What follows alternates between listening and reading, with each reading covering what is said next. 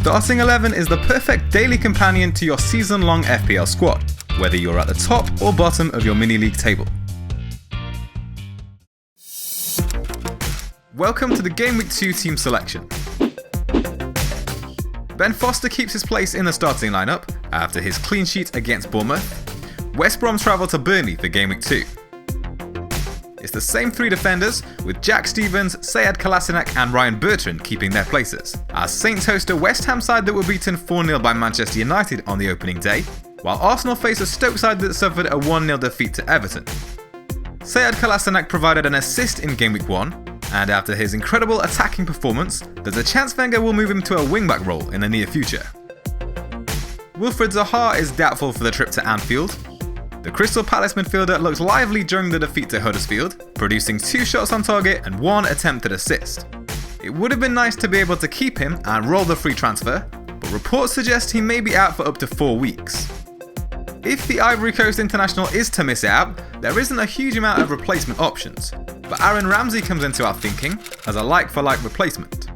The Arsenal midfielder returned from injury to make a cameo against Leicester and produced 1 goal from 4 shots with 1 on target and 1 attempted assist in just 23 minutes of action. The only downside to Ramsey is that we'll be looking to use a wildcard in a couple of weeks' time, and Arsenal have back-to-back away games coming up against Stoke and Liverpool. Matt Ritchie is also an option to consider as a possible replacement for Zaha. The Newcastle midfielder was kept fairly quiet by Spurs, as you'd expect, but is on penalty duties and was directly involved in 19 championship goals last season, scoring 12 times and providing 7 assists. And finally, Matt Phillips was a player who caught our eye in the initial draft team. The Scotland international was directly involved in 13 Premier League goals last season, scoring a total of 4 goals and providing 9 assists, before picking up a long-term injury that saw him miss most of the end of the season. So those are some options to consider if Wilfried Zaha is ruled out, but he stays in the team for the time being, until we get confirmation on his injury. Follow FPLtips on Twitter for an update on the potential transfer closer to the deadline. The rest of the midfield is unchanged, with Kevin De Bruyne getting a chance to redeem himself after last week's blank, when Man City host Everton on Monday night.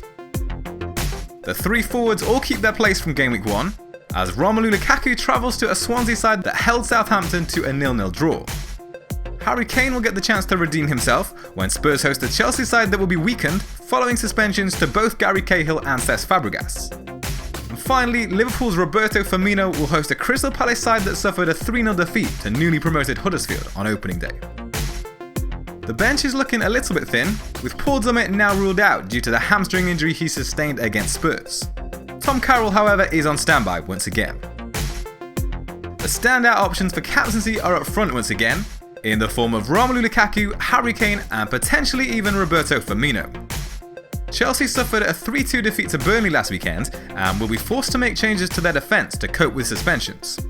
Harry Kane may have failed to score against Newcastle, but he did get the chances, so can last season's Golden Boot winner finally break the curse of August? Roberto Firmino could provide an alternative captain option, based on the poor showing from Frank de Boer's side last game week. The Brazilian has 2 goals in his last 3 Premier League games against Crystal Palace. But Romelu Lukaku will be favourite for captaincy after his brace against West Ham.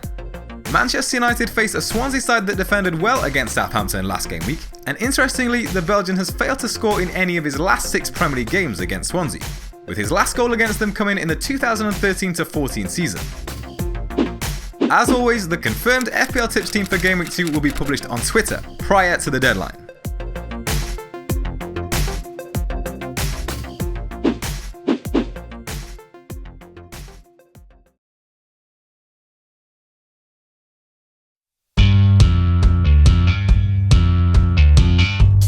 Welcome to the future of fantasy football with Starting 11.